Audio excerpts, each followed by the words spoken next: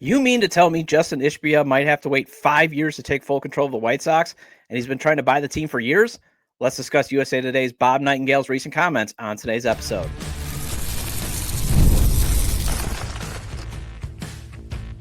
You are Locked On White Sox, your daily Chicago White Sox podcast. Part of the Locked On Podcast Network, your team every day.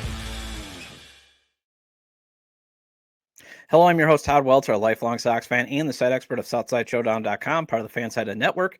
And also, I've covered Major League Baseball for outlets such as the Associated Press. And thanks for making Locked On White Sox your first listen every day, part of the Locked On Podcast Network, your team every day. Make sure to hit the like button on today's episode. Subscribe to the YouTube channel at Locked On White Sox if you've not done so already. And also follow or subscribe to the show wherever you get your podcasts. Well, today's theme is organizational negligence, which I believe is the unofficial slogan for the White Sox the past 4 years. I first want to discuss USA Today's baseball insider Bob Nightengale's recent appearance on local sports talk station 670 The Score, outlining just how long it might be before local billionaire Justin Ishbia can buy control of the White Sox. I then want to jump into Chris Getz's recent comments about nothing on the free agent market jumping out at him, especially in the outfield when there seems to be two clear options, and that group keeps getting hit with injuries. And then finally, not a full out way back Wednesday, but let's discuss how some former Sox players are doing in the early goings of spring training.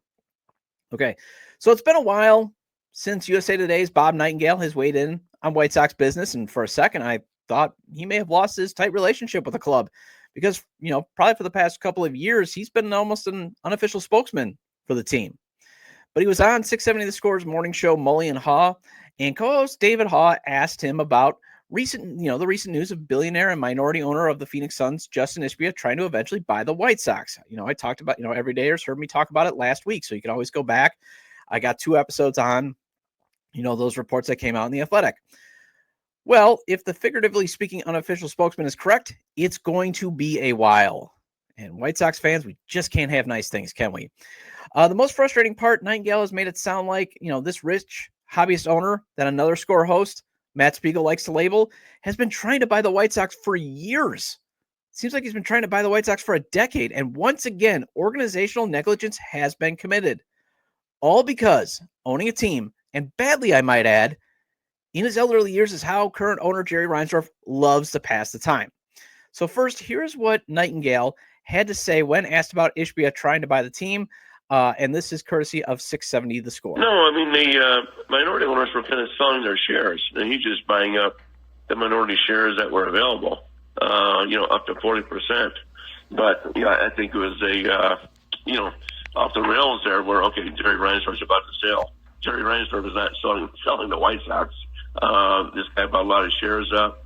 Good for him. He's been trying to buy the White Sox for a long, long time. He keeps saying, can I buy? Can I buy? The answer is always, no, not now, not now. It might be different maybe 5 years from now or so, but it's certainly not happening now. Do you think he pulled out of the Twins deal with the intent of one day owning the White Sox? Yeah, I mean, I think he certainly does want to buy the White Sox. I think he's been inquiring about the White Sox for the last, 5 years, and if not decade, being a Chicago guy.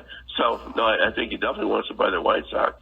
And, I think, with the Twins, it might be a thing where, hey, wait a minute, no, I saw the books, and they're not making the kind of money I thought they would.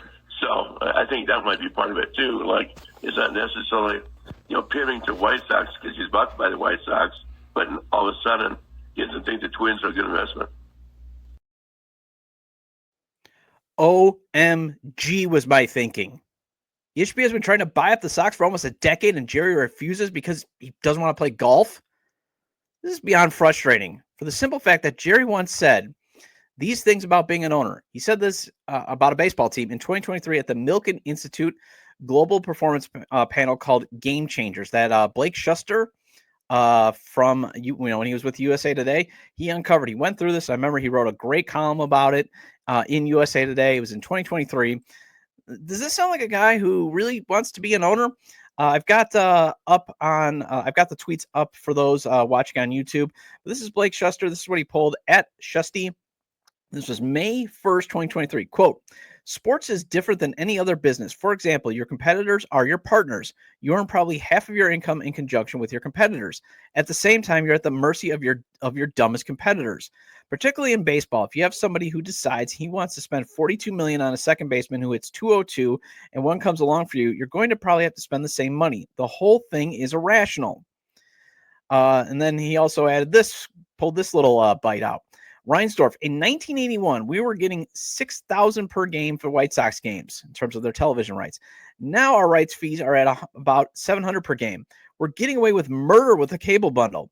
But On Cable continued, quote, people were paying for sports who really don't want the sports. Streaming is coming along, but it doesn't produce the money that the cable bundle produced. And there's basically near panic because what are we going to replace this money in the short term? Does this sound like a guy who's enjoying owning a baseball team? Because all we've ever heard from Jerry Reinsdorf, whenever he opens his mouth, is either outdated, wanting to go back to the days of 1958, talking about Eddie Stanky and the Brooklyn Dodgers and Branch Rickey, or when he opens up his mouth, it's complaining about the economic model. This is what you signed up for. And guess what? It's only gotten worse for Jerry since 2023. His co-owned RSN that he just created, CHSN, they're broadcasting basically to no one since it's not on Comcast's Xfinity. Right there, 50% of the local audience gone. So you're basically broadcasting, like he's broadcasting the Bulls games that the other team he owns to an audience of none. And their ratings have taken a significant hit. It's been well documented. I talked about it on previous shows. Now think about for the White Sox, a team that is coming off a record 121 losses. I don't see a ton of Sox fans that are part of the 50% that have Comcast's Xfinity rushing out to use the alternatives that CHSN has provided, such as getting an antenna or that $19.99 direct-to-consumer stream option. Also, Jerry, it's a different state government dynamic that he has than he was dealing with in the 1980s. The Illinois state government no longer interested in fully funding a new stadium by taxpayers. And what does Jerry want? He wants a new stadium, and he only wants to contribute $200 million of an estimated $1.9 billion cost. It ain't happening. And he's clearly not the guy in 1981 when he said this upon buying the team. This is from Paul Sullivan's comments a couple days ago in the column he wrote about Justin Ishbia potentially taking over the team. This is what I wanted to share with you. Reinsdorf told the Chicago Tribune's David Condon at the time, quote, I'd advise those partners that there's just not a lot of money to be made with investments like this. It's sort of a civic duty project. I've always looked at ownership of a baseball team as a public trust, maybe even a charitable thing, end quote. Okay, so outside of 2005, which in a lot of cases every year looks more and more like they just caught lightning in a bottle, Jerry's not been charitable, at least when it comes to winning. I mean, yes, for all accounts and purposes, the man has done a lot of great work in the community. He's been a champion for diversity in sports. Side note, this isn't being woke. And hey, diversity is actually a good thing. It's okay. It's okay. But he has been a champion for that. And he's done a lot of, it sounds like the White Sox charities, the stuff that, doesn't get highlighted, they do actually a lot of good work. And a lot of that, I had Ozzie Guillen Jr. on a couple months back, actually last year, when I was on that vacation to Disney. And I did kind of, I asked him about Jerry Reinsdorf because he knows the man. The man was at his wedding. His dad and Jerry are tight, even though they've always had tension sometimes. But he talked about it. Great community guy. But when it comes to the community of winning, that public trust, the actual product, he's been terrible at it. And if you're not willing to spend what it takes to be competitive consistently and just run this team like it's still 2005, you've violated the public trust. So why not sell to a guy who's willing to do that? He's a willing buyer. Sounds like he's been asking all the time to buy the team. Now, I'm not sure if Justin Ishbia will be any better, but at least he beats Jerry already in the willing to try to be better. Look at how his brother Matt and him have been running the Suns. They go out and get Kevin Durant and Bradley Beal. And they make aggressive coaching hires, that type of stuff. I mean, at least they're trying, where Jerry, it's just like, well, I'm going to stick my head in the ground and pretend it's 2005 all over again. And then watch 29 other teams lap me, and then I'm just going to complain because my competitor signed a second baseman for $42 million, even though I'm going to inflate that price, and I'm probably looking at it as Carlos Correa, even though Carlos Correa produces in every metric that you actually want a guy to produce because it's no longer 2005. So now you and I are stuck with Jerry for his stated reason. He needs a hobby. And even though I would just really suggest to Jerry, and whatever minion, probably low-level minion that he has listening, because you know the guy wants to know what everybody's saying about him, because he shrieks away from the public. Here's a suggestion. Negotiate having a minority stake, maybe a seat on the board of the directors so you can still be somewhat involved, a suite, and be included in the charitable side of the organization. That should keep you busy, Jerry. Well, add Austin Slater to the list of injured outfielders, yet Chris Getz doesn't see any players still available that can help the team. Let's discuss how his recent comments is an act of committing organizational negligence, and that's next on Locked On White Sox. Looking for a snack that's both delicious and nutritious? Crack open into a good source of protein with Wonderful Pistachios. Wonderful Pistachios is one of the highest protein nuts. Each 1 ounce serving has 6 grams of proteins, giving you over 10% of your daily value. Plus, they're packed with fiber and better for you unsaturated fats to help you keep feeling fuller longer. Personally, again, I love the no-shell options, the no-shell variety. It's a perfect grab-and-go snack for busy days. My wife and I were trying to eat more heart healthy, and I was munching on some recently. Told my wife, give these babies a try. She loved them. I like the roasted salted flavor since it has a perfect blend of roasted and salted, so I don't feel thirsty after eating a handful.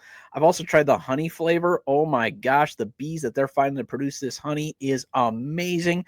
It tastes great, and it's a great quick snack too. And with the no-shell options, I don't have to clean them up around my desk.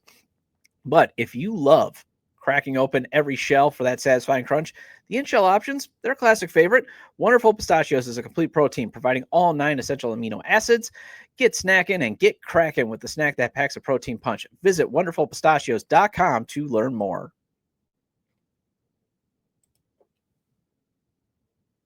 Welcome back to Locked On White Sox. I'm your host, Todd Welter. Again, make sure to hit the like button on today's episode and subscribe to the YouTube channel at Locked On White Sox if you've not done so already. And if you can't catch the show on YouTube, Locked On White Sox is available on all major podcast platforms, so make sure to follow or subscribe on places such as Apple or Spotify. Say it with me. Either way, get your 30-minute fix of Chicago White Sox baseball venting with me. All right, so Andrew Benintendi has a broken hand.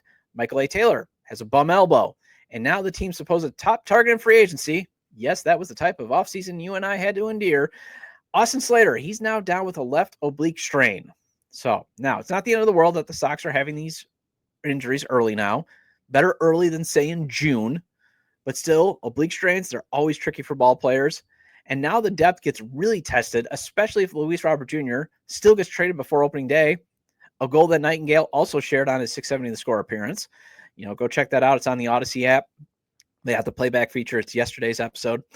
But what once was a deep position group is now down to just LRJ for however long he's here and Mike Tauchman. And I say that because as every day has heard me review, the other day, the depth options are Corey Julks and Zach DeLoach, 2 guys DFA'd in the offseason off a 40-man roster that lost 121 games. So that should say something. And then Oscar Colas and Dominic Fletcher, who the GM wasn't thrilled with, didn't make, a glowing endorsement at the winter meetings. Now, they do have Brandon Drury and Bobby Dolbeck. They're in camp on NRIs who can play some outfield, but so far they've not been asked to do that. So that's why I list these 4 options. So you'd think GM Chris Getz might want to go get Alex Verdugo since he's still out there. And I made the case, I believe, last week for Stone Garrett. And I made the case for Alex Verdugo too. I believe it was last week. Maybe give those guys a shot, especially since Stone Garrett was available. Now he's not, and it appears no one wanted him because he cleared waivers and he was outrighted to the minors by the Washington Nationals. But according to Getz, nothing on the market makes sense, and this is what he said, and this soundbite is courtesy of Sox Machine. There could be someone out there. No one really jumps out, comes to mind that makes sense for us. That's not with an organization, but you have to remain open-minded as you work through spring training. No one makes sense for us. That's organizational negligence because Everyone pretty much should make sense for the White Sox. You just lost 121 games. Okay? You know what? You've also been getting hit hard with injuries, and you still have a viable option on the market. Heck, if you need pop, I know Adam Duvall, he's obviously a low average hitter. He's older, but he can still hit double-digit home runs. He's out there. Veteran David Peralta, he fits your on-base trait with his career 335 on-base, OBP. And look, I get these are not attractive options. I understand that. But as I've already said, you've actually admitted to the market, to the public, you have found players that you think are better than Julks and DeLoach that are worthy of being on the 40-man roster. And you're not thrilled with Fletcher or Colas. So why not go get some of these still available options? Because you should be kicking the tires on every player. Okay? You flirted with a record set by the 1916 Philadelphia Athletics for the worst winning percentage in the modern era. You shouldn't be, putting your nose up at all these players. Well, except for, bad clubhouse guys like, and even then, they brought back Mike Clevenger. I mean, I'm just saying, think about it. The other reason I'm sort of making this kind of a big deal of when Getz said nothing jumps out to it, I want to be like, you literally brought in Robbie Grossman late in spring training, and he's still out there. So why not bring him back? Because he also brought a young relief pitcher in a trade, and that young relief pitcher might be able to help the team down the road. But what it really is it's frugalness and penny pinching. That's what it is. That's what I wish Chris Getz just would have said. I would have preferred Getz say that. The budget is tight. We have to go with what I got in the offseason. If there's injuries, we have to roll with these four options, because why do you think we just outrighted DeLoach and Julks in the first place? Why do you think we still kept them? We just needed the roster spot. Just say that. Don't give me this no one makes sense. When, again, the only person that should not make sense for the White Sox, sorry, bros, but it's like Trevor Bauer or Julio Urias, like bad, terrible PR guys. That's what that's what should not make sense for the White Sox. And again, to the Bauer bros, ain't happening. Don't jump into my comments, because, and if anybody makes that suggestion, if the Sox didn't consider him bringing in when they were losing last year, it ain't changing now. It's not happening. Please stop. Well, it's Wednesday. I normally do a retro segment, but slightly going to do something different. Let's discuss how some former players are doing in spring training, as I saw some social media chatter that I want to discuss, and that's after the break on Locked On White Sox.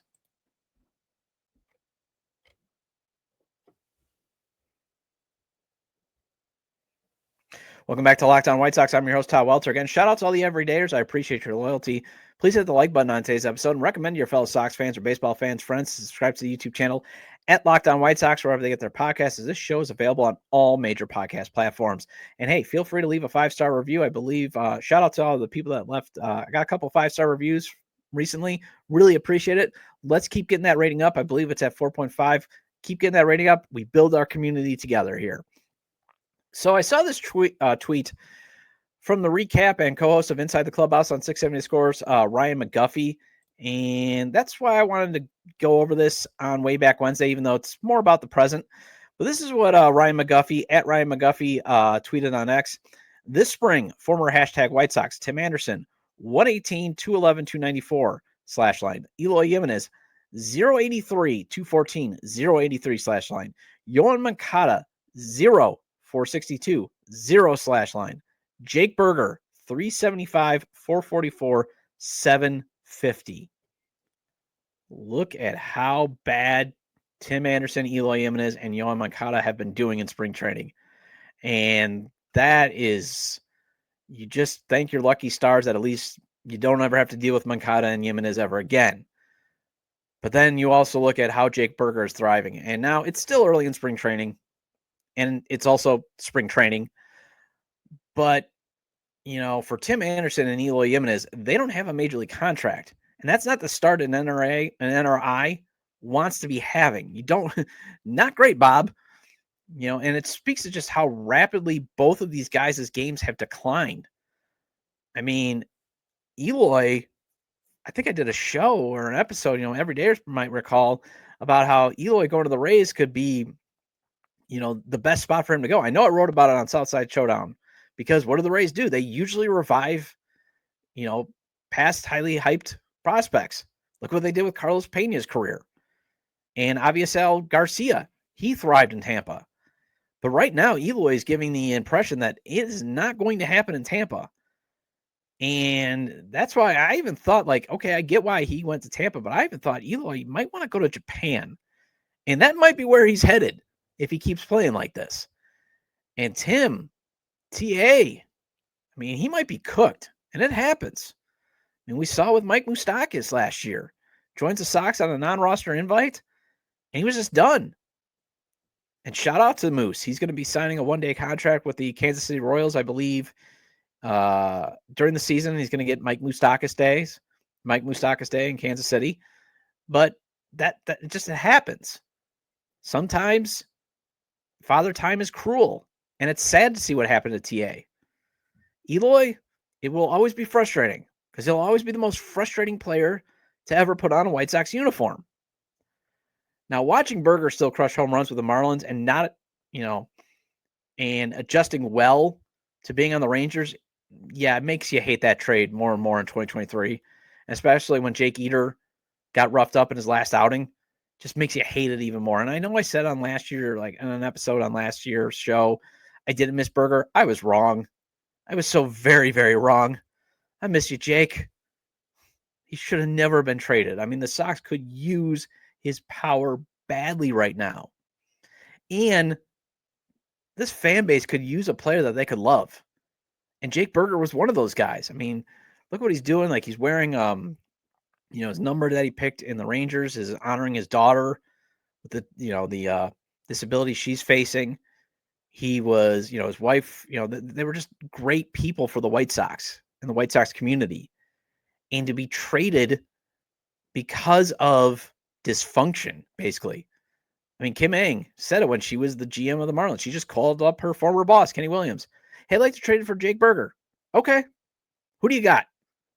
How about a older prospect that is coming off major injury? Let's do it. I mean, he was under also cheap team control. However, I think Berger would have likely been traded by Getz this offseason, just like the Marlins traded him, because obviously this offseason was about refreshing the farm system. Like I discussed on yesterday's show, I mean, they did need to refresh the farm system. Look at how many look at how many prospects the White Sox have had to get in their top 30 from outside the draft and international free agent signings. And to whoever put in the comments that, well, Brady Montgomery never played for the Red Sox. Yeah, I know. But he was still not drafted by the White Sox. And yes, I know the White Sox were interested in him, but he got hurt. And it's the economics. The White Sox basically had to replace Garrett Crochet because they knew they were going to trade Garrett Crochet. Doesn't mean that the past drafts have been going great. Anyways, Moncada, hey, Angels fans, don't worry. I mean, he'll likely be hurt at some point this season anyway, so I would just focus on, can he give you something before that IL stint? Really? But, that's the interesting thing. I mean, you look at what he's off to, great on-base percentage, and it's just, that's a little bit weird because he did come in last year in spring training. He looked great. He was, looking like he was going to have a great season. And those 12 games for the White Sox, the first 12 that he played in, he was looking fantastic. He was like, all right, we might be able to flip this guy at the deadline, and then injury. So, Angels fans, I wouldn't worry too much about it. Just get what you can before he joins Anthony Rendon on the long-term IL stint. Well, that wraps up this edition of Locked On White Sox. Thank you for making Locked On White Sox your first listen today. For your second listen, check out the Locked On Fantasy Baseball podcast with host Dominic Martino and Matthew One. MLB Fantasy Draft is here. Be the most informed fan and set yourself up for a league win. Find Locked On Fantasy Baseball on YouTube or wherever you listen to your podcast. So I'll be back tomorrow to discuss who needed a hot spring training start and who got one and who hasn't. Feel free to leave comments about today's discussion regarding the latest Justin Ishbia buying the White Sox news. Getz not seeing any options on the free agent market to bolster the injured outfield and how that's organizational negligence, and how some former players are doing in spring training in a sort of way back Wednesday segment. You can leave them at the episode page on YouTube, X, formerly Twitter, at Todd J. Dub or at Locked On Sox, or you can email me at lockedonwhitesox@gmail.com. Have a great day, and I'll see you tomorrow.